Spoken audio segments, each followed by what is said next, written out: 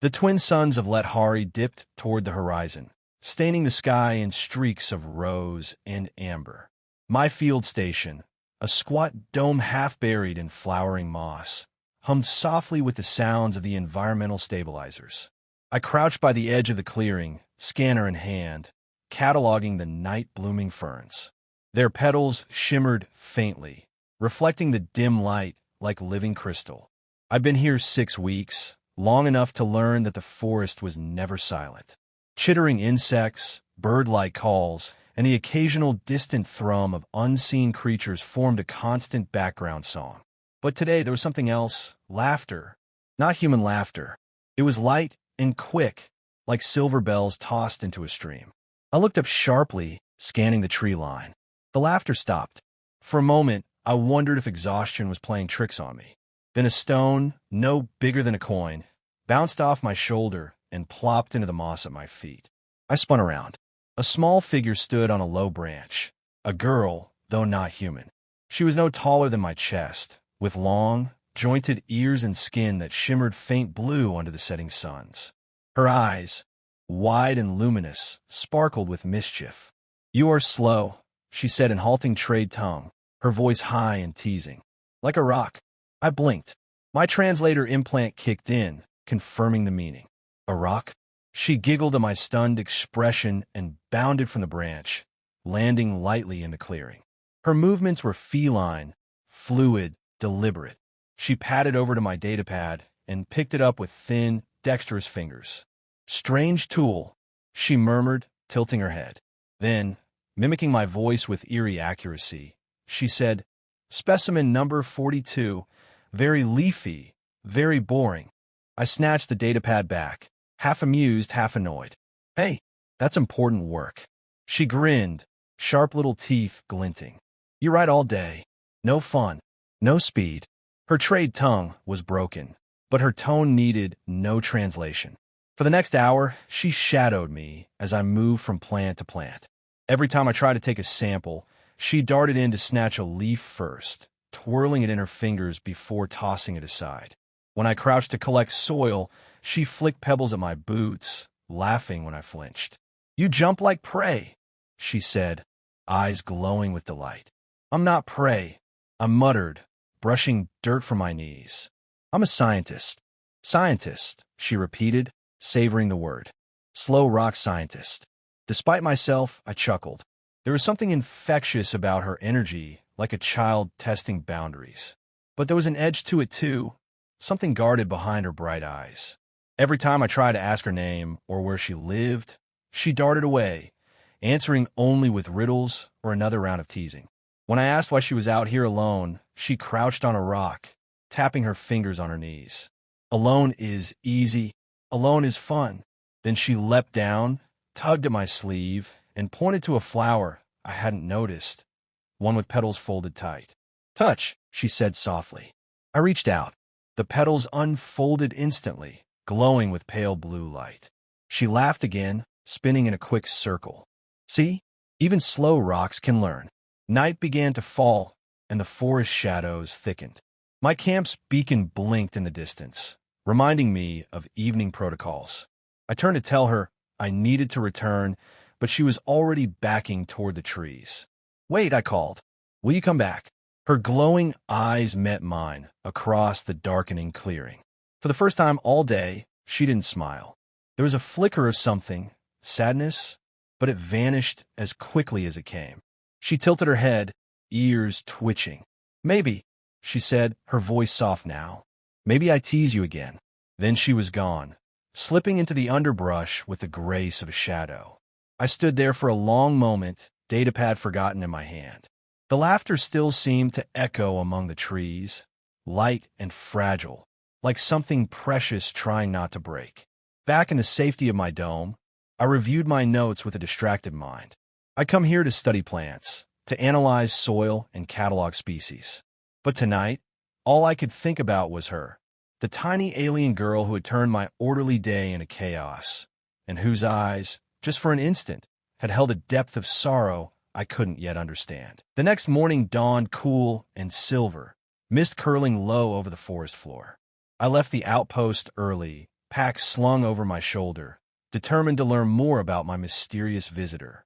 My orders were to study local flora, but I couldn't ignore the tiny alien girl who had turned my mission into something far more human than data points. The forest greeted me with soft bird song and a heady scent of resin. I followed a narrow animal path, careful to mark my trail, until the trees thinned and I saw it. A scattering of dome-shaped shelters woven from vines and glowing resin. An alien village. From the shadows, figures emerged, tall, slender elders with the same luminous skin as the girl. They watched me silently, their dark eyes unreadable. My translator implant hummed faintly, struggling with their dialect, until one stepped forward. "You seek the child," the elder said, voice layered like wind through reeds. I hesitated. "Yes. She visited my camp yesterday. Small, quick, she called me a rock." The elder's mouth twitched, almost a smile. "Lysa. She wanders. She laughs too much. She's unusual," I offered, unsure how much I should say. The elder's gaze softened. "She hides her pain in mischief. Do not take her words to heart." Before I could ask more, a rustle behind me made me turn. Lysa was perched on a branch, upside down, her legs hooked like a gymnast. "Slow rock," she called, grinning. Relief and something warmer tugged at me. "You're up early." She flipped down, landing lightly. Her eyes sparkled. "You follow me? That is brave, or very silly.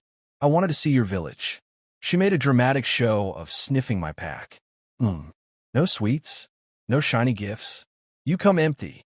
I laughed. I didn't know I was supposed to bring anything. "Everyone brings something." She plucked a seed pod from the ground and pressed it into my hand. "Now you carry this. Now you're not empty." We walked along a ridge overlooking the river, the village sounds fading behind us. She darted ahead, balancing on fallen logs, waiting for me to catch up only to tease me about my heavy boots and careful steps. "Humans walk like tired beasts," she announced, skipping backwards in front of me. "We fly." "You don't fly," I said, amused despite myself. "Faster than you, slow rock," she declared, then bolted down the path. I jogged after her, laughing and stumbling over roots. By the time I caught up, she was crouched by a clear stream, splashing water on her face. "You're impossible," I said, catching my breath. "Impossible." She tilted her head, translating the word in her mind. "No, I am Lysa." She tapped her chest with a proud little gesture. For a moment we just sat there, watching the silver fish dart through the shallows. The air smelled of crushed ferns and rain. "Lysa," I said softly, "do you come out here alone every day?" Her ears twitched. "Alone is easy," she replied. Then, more quietly, "Alone is safe." There was again that shadow flickering behind her bright exterior. I wanted to ask more, but she splashed me suddenly, giggling. "Wet rock now." I wiped water from my face, laughing. "Your trouble, you know that? Trouble makes life interesting." She stood, stretching. "You teach me words. I teach you fast feet." "Deal," I said, smiling despite the chill creeping into my soaked sleeves. As the suns climbed higher, we headed back toward the village.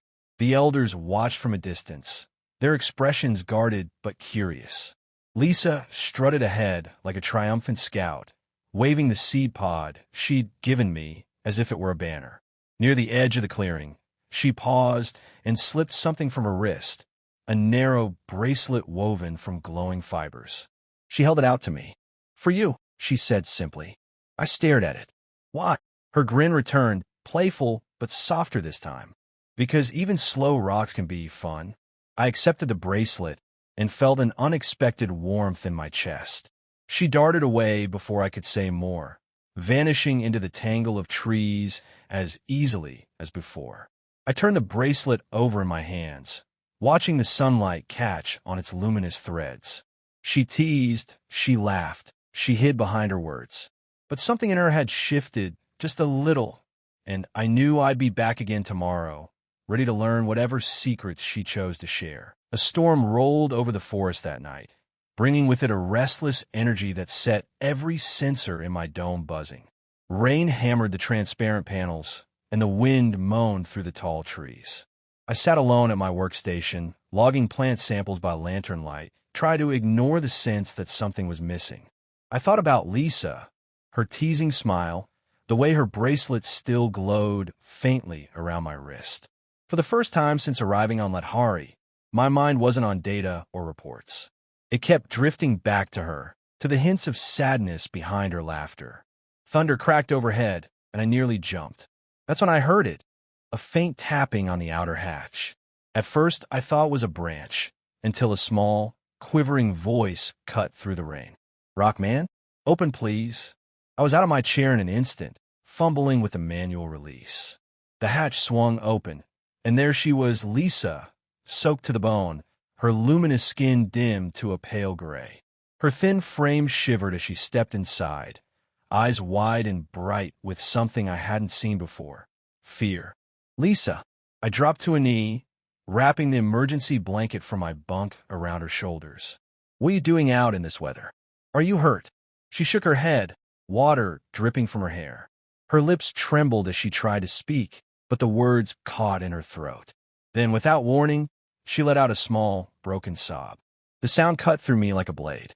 This was the same girl who had called me a rock, who darted through trees like laughter given form. And now she was crumbling before me. I guided her to the cot, sitting beside her as she clutched the blanket. "It's all right," I said softly. "You're safe here. Take your time." For several minutes, the only sound were the storm outside and her quiet, uneven breathing. Then, in halting trade tongue, she whispered, "My brother gone." I froze. "Your brother?" She nodded, eyes glistening. "Cycles ago. He went to the deep wood, never came back. I look for him. Always. But nothing." Her small hands twisted in the blanket. I laughed so I do not break. My heart clenched. All her teasing, her bravado, it was a shield. A way to keep the pain from swallowing her whole. I thought of my own sister back on Earth, gone too soon from an accident I couldn't prevent. The memory was a dull ache, but still alive. I took a slow breath. "Lysa, I know what it's like to lose someone." Her glowing freckles flickered faintly as she looked up. "Humans know this?" I nodded, swallowing past the lump in my throat. "My sister. She was younger than me. One day she was there. The next, I stopped, staring at the rain-streaked window. I laughed a lot back then, too. Pretended I was fine. But inside, I wasn't. Lysa's small fingers reached out hesitantly, brushing the bracelet she'd given me. "You understand?" "Yes," I whispered. "More than you think." She shuddered, and then the dam broke. Her sobs came quietly at first, then deeper, as though years of grief were finally finding a voice. I held her gently, feeling her slight frame shake against me, her tears soaking through my shirt. I didn't speak. There were no words that could fix what she'd lost. I only held her and let her cry, listening to the storm rage outside while a different storm ebbed within. Time became a blur. The lantern light dimmed as the night wore on, and still she stayed curled against me, her breathing eventually evening out into a soft, exhausted rhythm. I brushed damp hair from her face, marveling at how small she seemed now, how fragile. This tiny alien girl who had turned my days upside down was no longer a mystery or a nuisance. She was just Lysa, hurting, brave, and deeply, achingly alive. As midnight slipped toward dawn, I leaned back against the cot's edge, still cradling her. Outside, the storm began to quiet, and somewhere in the distance, the forest sang softly again. In that moment, I realized my mission had changed. I wasn't here only to catalog plants or send reports back to Earth. I was here to understand, to connect, to be human in the presence of another soul who needed it. And as Lysa slept peacefully in my arms, her tears finally spent, I knew I would never see her teasing smile the same way again. The storm passed by morning, leaving behind a misty, still silence that clung to the trees. I awoke with the soft weight of Lysa still in my arms, her head nestled against my chest, breathing deeply in her sleep. For a moment, I wasn't sure if what had happened the night before had been a dream. But then I felt the warmth of her tiny form against me, the dampness of my shirt, and I knew it had been real. The small alien girl had come to me broken and vulnerable, and now she lay peacefully, her earlier sobs forgotten in the quiet safety of my cabin. Her tears had washed away much of her grief, but I knew it wouldn't be the end. There was still a long road ahead for her to find healing. Carefully, I eased out of bed, not wanting to disturb her. I grabbed a fresh blanket and draped it over her, making sure she was warm before stepping out into the main area of the dome. The first light of the twin suns had already begun to spill through the observation windows, bathing everything in a soft, golden hue. The storm had cleared the air, leaving it fresh and invigorating. I moved to the small kitchenette and began preparing something warm, maybe a bit of tea or the small ration pack I kept for emergencies. I wasn't sure if she ate the same food I did, but at least I could offer something. While I waited, I let my thoughts drift to the events of the night. The weight of Lysa's grief had struck me harder than I expected. The way she had clung to me, seeking comfort in the arms of a stranger, it made me question what I was doing here. Was I just another scientist, cataloging species, measuring plants, or had I unknowingly become part of something more? When I returned to the cot, Lysa was awake, her eyes wide and alert, but there was something different about them now, something softer. She sat up slowly, taking in her surroundings. Her gaze drifted to the bracelet she had given me, still on my wrist. "You still wear it?" she asked, her voice a little hoarse. I smiled, sitting beside her. "I told you it's not just a gift. It's a reminder." Lysa frowned slightly, her eyes searching mine. "A reminder of what?" I paused, considering her question. "Of everything we've been through. That even if we're from different worlds, we still understand each other. That makes us the same in a way." Her glowing freckles flickered, a sign of her emotion shifting. She looked down at the bracelet, fingers tracing its delicate weave, and then back at me. "I did not think you would understand." "I don't think I fully understand, Lysa," I replied gently. "But I'm learning, and I want to learn more, if you'll let me." She didn't answer right away. Instead, she stood and walked to the window, her small form silhouetted against the rising suns. The forest beyond looked peaceful now, the storm having cleared away any trace of its earlier fury. "Maybe," Lysa said quietly, turning back to face me, "I will stop hiding. Not today, maybe not tomorrow, but soon." I nodded, not knowing what to say. I wasn't sure what her journey would look like, but I had made up my mind to help her however I could.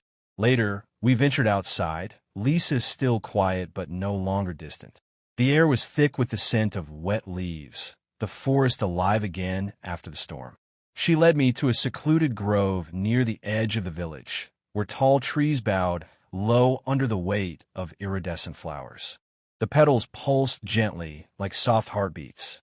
"This is where you like to come," she said softly, looking at the flowers with a longing I could feel in my chest. "My brother." I stood beside her, respecting the silence that hung between us. "He would have liked this," I said finally. "The way the light touches everything, it's beautiful." Lysa's voice trembled slightly as she replied, "He thought everything could be beautiful if you just knew how to look." She knelt beside one of the flowers and reached out, her fingers brushing the petals. The flower bloomed fully in response, releasing a sweet fragrance that filled the air. I crouched beside her, watching her interact with a world that had once felt so distant to me.